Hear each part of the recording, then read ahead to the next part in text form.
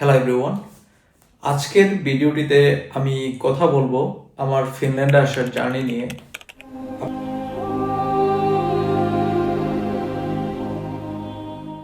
আপনারা অনেকেই জানতে চেয়েছিলেন যে আমি ফিনল্যান্ডে কিভাবে এসেছি এবং ফিনল্যান্ডে কত সালে এসেছি, ফিনল্যান্ডে কি করছি, ফিনল্যান্ডের বর্তমান স্ট্যাটাস কি আমার, এবং আমি এইখানে কোন প্রফেশনে জব করছি।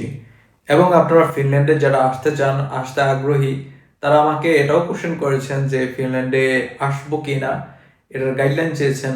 এবং ফিনল্যান্ডে আসলে পার্ট টাইম চাকরি, পড়াশোনা সব কিছু মিলিয়ে আসলে অ্যারেঞ্জ করা যাবে কিনা, সব কিছু ম্যানেজ করা যাবে কিনা, সব কিছু এগুলো নিয়ে আপনারা প্রায় সময় আমাকে অনেক কোশ্চেন করেছেন। সো আজকে আমি আপনাদের সাথে আমার স্টোরিটা শেয়ার করব যে আমি ফিনল্যান্ডে কিভাবে এসেছি এবং কত সালে এসেছি, আর বাকি সব কিছু আমি স্টেপ বাই স্টেপ বলবো আপনাদেরকে। সো ফিনল্যান্ডে আমি এসেছি হচ্ছে 2023-তে। আমার এখানে বেসিক্যালি আসার কোনো প্ল্যান ছিল না। আমার বাংলাদেশে হচ্ছে যে কেরিয়ার ছিল ওয়েব ডেভেলপমেন্টের ওপরে, ওয়েব মার্কেটিংয়ের ওপরে, প্লাস হচ্ছে ফ্রিল্যান্সিংয়ের ওপরে। সো আমি ওই প্রফেশনে ছিলাম। তার মাঝখান থেকে আমার বড় ভাই অ্যাকচুয়ালি এখানে আসার জন্য আগ্রহী ছিল মাস্টার্স প্রোগ্রামে। তো উনি অ্যাকচুয়ালি অ্যাপ্লাই করেছিল এখানে। ওনার পিছন পিছন আমিও ট্রাই করার জন্য জাস্ট অ্যাপ্লাই করেছিলাম। তো ফরচুনেটলি আমার এখানে হয়ে গেছে রিটেন টেস্ট, ভাইবা, দেন এম্বাসি ইন্টারভিউ সব কিছু পার করে আমার ভিসা হচ্ছে যে সাডেন হয়ে গেছে। এবং এমনটাও হয়েছে যে আমার ভিসা, যেদিন ভিসা অফিসার ওপেন করেছে আমার ফাইলটা, ওই দিনই রাতের বেলায় বা রাতের 9টার দিকে মেসেজ আসলো যে আমার ভিসা হয়ে গেছে, অ্যাপ্রুভ হয়ে গেছে। সো এইখানে আসাটা একটা স্বপ্নের মতো ছিল। খুব দ্রুতই ভিসার কাজগুলো হয়ে গেছে এবং খুব দ্রুত প্রসেসটা হয়ে গেছে। কিভাবে চলে আসলাম এখানে আমি নিজেও একটা বুঝে উঠতে পারিনি ঠিকঠাক মতো। যাই হোক, ফিনল্যান্ডে আসছে হচ্ছে 2023-তে। এখানে এখানে সম্পর্কে আমার ফিনল্যান্ড সম্পর্কে কোনো ধারণাই ছিল না, আউট অফ নলেজ। সো এখানে কি করব, পরবর্তী ক্যারিয়ার কি হবে, ওই জিনিসগুলো নিয়ে আমার কোনো চিন্তা ভাবনার ছিল না, চিন্তা ভাবনার বাহিরে ছিলাম। এখানে আমি এসেছি হচ্ছে যে কসমেটোলজি প্রোগ্রামে। সো এই প্রোগ্রামটাতে আমি এডুকেশন কন্টিনিউ করেছি, কারণ হচ্ছে যে ফিনল্যান্ডে চেয়েছিলাম যে এখানে সিটিজেনশিপ নিয়ে বসবাস করব। So program doesn't matter. এবং কম্পিউটার বা ডিজিটাল মার্কেটিংয়ের উপর আমার বাংলাদেশের প্রফেশন আছেই। সো এখানেও আমি কন্টিনিউ করেছি এই প্রফেশনটা আসার পর থেকে। তো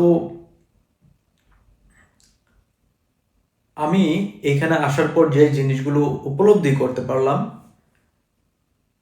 মোস্ট অফ দ্য স্টুডেন্ট এখানে জব ক্রাইসিসে ভুগছে। সো জব ক্রাইসিসে ভুগছে সেটা শুধুমাত্র কয়েকজন স্টুডেন্ট না, আমি বলেছি কিন্তু মোস্ট অফ দ্য স্টুডেন্ট। এখানে জব পাওয়া মানে হচ্ছে যে একটা বিশাল কিছু। সো বাংলাদেশ থেকে আপনারা এখানে আসবেন একটা ওয়েল ক্যারিয়ারের জন্য, বা আপনি এইখানে একটা ভালো ভবিষ্যতের জন্য আসবেন। আপনার যদি ভালো সেভিংস থাকে আপনি এখানে আসতে পারেন, এখানে চুজ করতে পারেন। যদি সেভিংস না থাকে তাহলে আপনার ফিনল্যান্ডে না আসা বেটার, কারণ এইখানে আপনি এসে চাকরি পেয়ে যাবেন এরকম কোনো গ্যারান্টি এখানে কেউই দিতে পারবে না। যদি ফরচুনেটলি যদি আপনি কোথাও চাকরি পেয়ে যান, আনফরচুনেটলি সবার ক্ষেত্রে হয়ে থাকে আনফরচুনেট জিনিসটা। সো এইখানে আসার পর হচ্ছে আমি পড়াশোনা কন্টিনিউ করি 3 বছর। এখন পর্যন্ত পড়াশোনা কন্টিনিউ করছি কসমেটোলজি প্রোগ্রামিং। এখানে এসে অনেকেই ডেফার দিয়ে দেয়, কিন্তু আমি ডেফার দিইনি। আমার ডেডিকেশন ছিল এডুকেশনটা কমপ্লিট করা, পিআরের জন্য অ্যাপ্লিকেশন করা, দেন হচ্ছে সিটিজেনশিপ অ্যাচিভ করা। সো এ পর্যন্ত আমার ডেফার দেওয়া হয়নি, এডুকেশন থেকে কন্টিনিউ করছি এডুকেশনটা। এখানে এসে আমি কিভাবে সার্ভাইভ করেছি সেটা অনেকে কোশ্চেন করেছেন, বা কিভাবে সার্ভাইভ করছি সেই কোশ্চেনটা করেছেন, কি প্রফেশনে কি জব করছি বাহিরে। সো এইখানে আসার পর হচ্ছে যে আমি চাকরির জন্য এত একটা ঘোরাঘুরি করিনি। খুব বেশি একটা করিনি চাকরির জন্য, কারণ হচ্ছে যে আমার যেহেতু বলেছিলাম যে ডিজিটাল মার্কেটিং আমার প্রফেশন আছে, সো সেগুলোই আমি এখানে রান করছিলাম। একটা পর্যায়ে দেখা গেল যে ফিনল্যান্ডে আসলে আহ, আমরা যেখানে মনিটাইজেশন, ফেসবুক মনিটাইজেশন, এটা সেটার মনিটাইজেশন নিয়ে যেগুলোতে কাজ করি, ওই মনিটাইজেশনগুলো সাপোর্ট করে না। এখানে হাইটেক্সের কারণে আসলে কোনো কিছুই করা সম্ভব বলে মনে হয় না। সো একটা পর্যায়ে সব কিছু ব্যান হওয়া শুরু হয়। তো এরকম করে আসলে মোস্ট অফ দ্য প্রপার্টি হাতছাড়া হয়ে যায়। তখন অ্যাকচুয়ালি আমি চেষ্টা করতে থাকি বাইরে একটা জব নেওয়ার, পাশাপাশি আমার যেই অনলাইন প্ল্যাটফর্মগুলো বাকি যেগুলো বেঁচে আছে সেগুলো করার। সো পাশাপাশি জব বলতে আমি তখন অ্যাপ্লিকেশন করা শুরু করি, সব জায়গাতে job application, even door to door গিয়েও আমি জব অ্যাপ্লিকেশন করেছি। সাডেন হচ্ছে 8 মান্থ লেটার যখন আমি ফিনল্যান্ডে আসি, 8 মাস পর আমার ম্যাকডোনাল্ডস থেকে কল আসে যে চাকরির ইন্টারভিউ দিতে আসো, তোমাকে সিলেক্ট করা হয়েছে ইন্টারভিউর জন্য। সো আমি তখন ম্যাকডোনাল্ডসে ইন্টারভিউ দিতে যাই। তখনও আমার একটা ছিল যে জবটা হবে কিনা, বাট ফর্চুনেটলি জবটা হয়ে গেছে। তখন থেকে আমি ম্যাকডোনাল্ডসে কাজ করছি, পাশাপাশি হচ্ছে যে আমার যে অনলাইন প্রপার্টিসগুলো রয়েছে ওই অনলাইন প্রপার্টিসগুলো দেখছি। সো আপনাদের যদি ব্যাকআপ থাকে, ব্যাকআপ থাকলে অবশ্যই ফিনল্যান্ড চুজ করবেন। ফিনল্যান্ড আসলে খুব খারাপ যে সেটাও বলছি না, তবে চাকরি পাওয়াটা একটু ডিফিকাল্ট এখানে। আপনি যদি চিন্তা করেন যে আপনার টিউশন ফিস, দেন হচ্ছে বাকি সব কিছুর ম্যানেজমেন্ট এখান থেকে হয়ে যাবে, এটা খুবই ডিফিকাল্ট। এটা জাস্ট আমার কমেন্ট। তারপর আমি যদি বলি যে এডুকেশনটা কেমন যাচ্ছে ফিনল্যান্ডে আসার পর,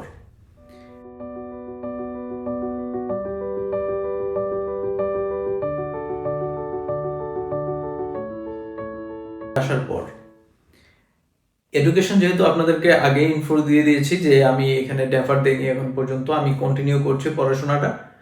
যেহেতু কসমেটোলজিতে এসেছে, এখানে আমাদের ফ্যাশন এটা সেটা রিলেটেড, কসমেটিক্স রিলেটেড অনেক স্টাডি আছে, প্র্যাকটিক্যাল স্টাডির জন্য আপনি অন্য কোনো সিটিতে মুভ করতে পারবেন না, এই সিটিতেই থাকতে হবে এবং আপনার রেগুলার ক্লাস করতে হবে, ম্যান্ডেটরি ক্লাস সবগুলো আপনার রেগুলার ক্লাস করতে হবে, রেগুলার প্র্যাকটিস করতে হবে, এবং হচ্ছে যে এক্সাম হয় কিছু কিছু ক্ষেত্রে, আর মোস্ট অফ দ্য কেসেস হচ্ছে যে আপনার অ্যাসাইনমেন্ট।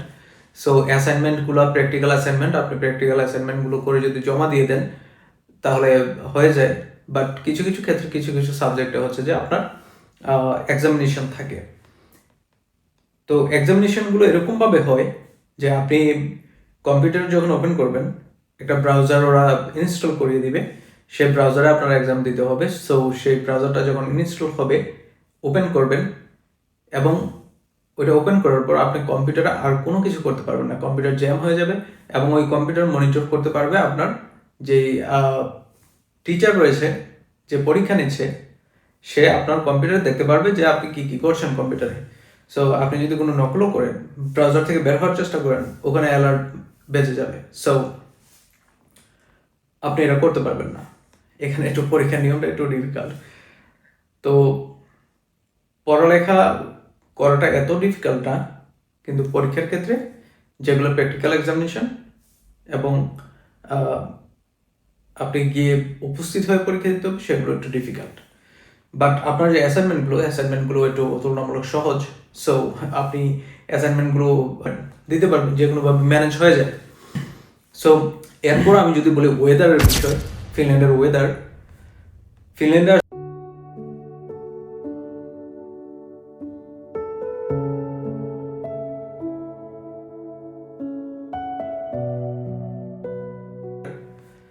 ফিনল্যান্ডে আসলে যখন আমি নতুন আসি তখন ওয়েদারটা অ্যাডজাস্ট করতে আমার খুব বেশি ডিফিকাল্ট হয়েছে, কারণ বাংলাদেশে সম্পূর্ণ একটা হট ওয়েদার। বাংলাদেশ থেকে আমি এখানে এসেছি প্রথম, আসার পরপরই আমার হচ্ছে যে চিকুরিল্লা যেখান থেকে হচ্ছে যে আমি ট্রেনে উঠবো, ভার্সা সিটিতে আসবো, সেইখানে হচ্ছে যে আমার লাগেজ খোলে আমার মাইনাসের জ্যাকেটগুলো বের করতে হয়েছে এবং ওগুলোকে গায়ে দিতে হয়েছে, এত ঠান্ডা ছিল। সো তারপর যখন বাসাতে আসলাম, বাসাতে আসার পর আমার রেগুলার লাইফ যখন স্টার্ট হয়, আসলে ঠান্ডার সাথে একটা মোটামুটি বলা যায় যে যুদ্ধ চলছিল। ঠান্ডার সাথে ঠান্ডা, সবসময় ঠান্ডা। সো রেগুলার ঠান্ডার সাথে একটা যুদ্ধ চলছিল। ধীরে ধীরে একটা বছর যখন যায়, তখন সব কিছু সিচুয়েশন হচ্ছে যে অ্যাডজাস্ট হয়ে যায়, ম্যানেজ করে নেওয়াটা শিখে গেছি। কারণ হচ্ছে যে বাহিরে যখনই যেতাম তখনই হাত পা দুইটাই বরফ হয়ে যেত। কখনো কখনো এরকম হয়েছে যে হাত পা এত খারাপভাবে বরফ হয়েছে যে আমি হাঁটতে পারছি না। সো এগুলো খুবই ডেঞ্জারাস, কারণ প্রোটেকশন নিয়ে বের হতে হয়, সম্পূর্ণ প্যাক হয়ে বের হতে হয়, নিজেকে প্যাকেট করে রাখতে হয় সবসময় বাইরে যখন যাবেন ফিনল্যান্ডে। সো আমার কাছে ব্যাপারগুলো মজারও মনে হতো, মজা লাগতো, ভালো লাগতো। তো ম্যানেজ করে নিয়েছি ধীরে ধীরে ওয়েদারের সাথে। এখন আসলে যদিও হট ওয়েদার মাঝে মধ্যে মিস করি, কিন্তু উইন্টারটা ভালোই লাগে, খারাপ লাগে না। আর ওয়েদারের কথা যেহেতু বলছি, এখানে আরও দুইটা বিষয় অ্যাড করব, সেটা হচ্ছে যে দিন এবং রাতের বিষয়। যখন উইন্টার থাকে এখানে, উইন্টারে মোটামুটি 2 ঘন্টা বা 3 ঘন্টা দিন থাকে, আর বাকি পুরো সময়টাই রাত থাকে। বলতে পারেন যে দিনে 20 ঘন্টা রাত থাকে আর 4 ঘন্টা দিন থাকে উইন্টারে। এখন সামারের কথা যদি বলি, সামারে যে জিনিসটা হয়, 2 ঘন্টা 3 ঘন্টা রাত থাকে আর বাকি পুরো সময়টাই দিন থাকে। তো আপনি বলতে পারেন যে 20 ঘন্টা দিন থাকে, 4 ঘন্টা রাত থাকে, পুরো উইন্টারের উল্টোটা। সো এটা হচ্ছে ফিনল্যান্ডের একটা ম্যাজিক। তো ফিনল্যান্ডে আসলে আপনারা আরোরা দেখতে পারবেন, নর্দার্ন লাইট যেটাকে বলে। এগুলো প্রায় সময় দেখা যায়, এগুলো খুবই এনজয়েবল। এখানে সেখানে ঘুরতে পারবেন। সুইডেন আছে পাশের দেশ, ঘুরতে পারবেন। এস্তোনিয়া আছে। তারপর হচ্ছে যে আপনি ইতে যেতে পারবেন, ইতালি, সুইজারল্যান্ড, এখান থেকে ফ্রান্স, সবাই ঘুরে করে। সো যাওয়াটা খুবই ইজি, আপনার ভিসা লাগবে না। ভিসা ছাড়াই আপনি এখানে সেখানে মুভ করতে পারবেন যদি আপনার পারমিট থাকে এখানে। সো পারমিটের কথা যেহেতু বলেছি, আমরা এখন একটু পারমিটে আসি। আমি কোন পারমিটে আছি? যেহেতু আমি আপনাদেরকে বলে দিয়েছি যে আমি স্টুডেন্ট ভিসায় এখানে এসেছি, সো আমি এখানে স্টাডি পারমিটে আছি এবং এ পারমিটে আছি। স্টাডি পারমিটে কিছু পারমিট রয়েছে যেগুলো কিনা হচ্ছে যে ডিপেন্ড করে। যেমন আপনি যদি এ পারমিটে থাকেন, আপনি যতদিন এখানে থাকেন ততদিন কাউন্ট হবে আপনার সিটিজেনশিপ পিয়ারের জন্য। আর আপনি যদি বি পারমিটে আসেন, আপনি এখানে যদি 2 বছর থাকেন, 1 বছর কাউন্ট হবে। সো অনেকের বি পারমিট থাকে, কারণ হচ্ছে যে বি পারমিটে যে জিনিসগুলো হয় সেটা হচ্ছে যে বি পারমিটে আপনার পড়াশোনা করার জন্য কোনো টাকা পয়সা লাগে না। আর এ পারমিটে আপনি সম্পূর্ণ খরচ আপনি নিজে বহন করছেন, টাকা পয়সা দিচ্ছেন, দেন আপনি পড়াশোনা করছেন। সো এ পারমিটটা হচ্ছে আপনি টাকা ইনভেস্ট করছেন, বি পারমিটটা হচ্ছে আপনি ফ্রিতে পড়াশোনা করছেন। সো বি পারমিটে যারা থাকে তাদের 2 বছরে আসলে 1 বছর কাউন্ট হবে পিআর সিটিজেনশিপের জন্য। আর এ পারমিটে যারা থাকে তাদের যে সময়টাই থাকুক, প্রত্যেকটা ঘন্টা কাউন্ট হবে, প্রত্যেকটা মিনিট, প্রত্যেকটা সেকেন্ড কাউন্ট হবে পিআর এবং সিটিজেনশিপের জন্য।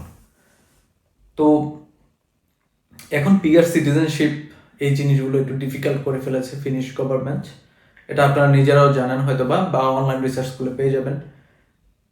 এখানে অনেক ক্রাইটেরিয়া রয়েছে, সেগুলো আমি নাই বলি এখন। নিয়ম কানুনের ভিতরে না গেলে বেটার, কারণ হচ্ছে ওইগুলো অনেক টাইম লাগবে আপনাদেরকে বলতে। ওইগুলো আমি আপনাদেরকে ধীরে ধীরে সংক্ষিপ্ত টিউটোরিয়াল করে বানিয়ে বুঝিয়ে দেব। সো এখন আপনারা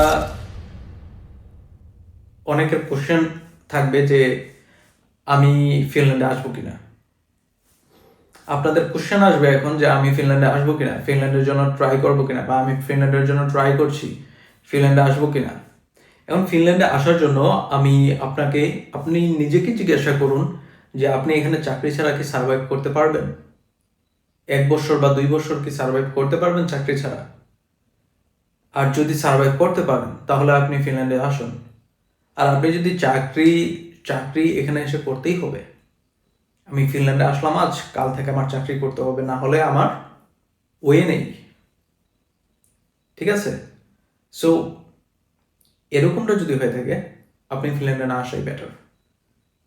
ফিনল্যান্ডে আসলে আপনি ফেঁসে যাবেন।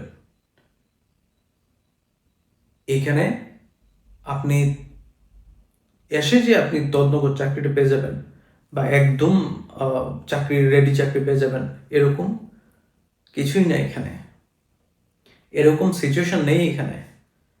আমি বলবো যে ইউরোপের সবগুলো দেশ থেকে ফিনল্যান্ড মনে হয় চাকরির দিক থেকে, চাকরির বাজারে, চাকরির মার্কেটটা খুবই খারাপ অবস্থায় আছে পুরো ইউরোপের মধ্যে।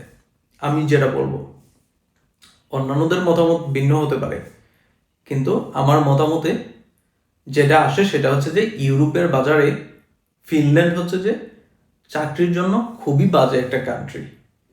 কিন্তু সুযোগ সুবিধার জন্য ফিনল্যান্ড সেরা ছিল, বাট এখন সুযোগ সুবিধাগুলো খুবই ডিনাই করে ফেলছে, মানে হচ্ছে সুযোগ সুবিধাগুলো রাখছে না। সো সেই জন্য ফিনল্যান্ড বাছাই করাটা হচ্ছে যে একটু বোকামি। তবে এটা করতে পারেন, ফিনল্যান্ডে এসে অন্য কান্ট্রিগুলোতে আবেদন করে অন্য কান্ট্রিগুলোতে মুভ করতে পারেন, সেটা করতে পারেন। যদি পাথর হিসাবে যদি ব্যবহার করেন, দ্যাটস বেটার। সো আজকের ভিডিওটি এখানে শেষ করছি। আপনাদের যদি কোনো কোশ্চেন থাকে আপনারা কমেন্ট করুন, আমি কমেন্টে উত্তর দেব। পাশাপাশি হচ্ছে যে যদি আমার ভিডিও মেক করা লাগে, যদি হিউজ পরিমাণ যদি কমেন্ট সেম কোশ্চেনে হয়, তাহলে আমি অবশ্যই একটা ভিডিও মেক করব, ভিডিও টিউটোরিয়াল মেক করে আপনাদেরকে জানানোর চেষ্টা করব ফিনল্যান্ডের বিষয়গুলো নিয়ে। So bye bye.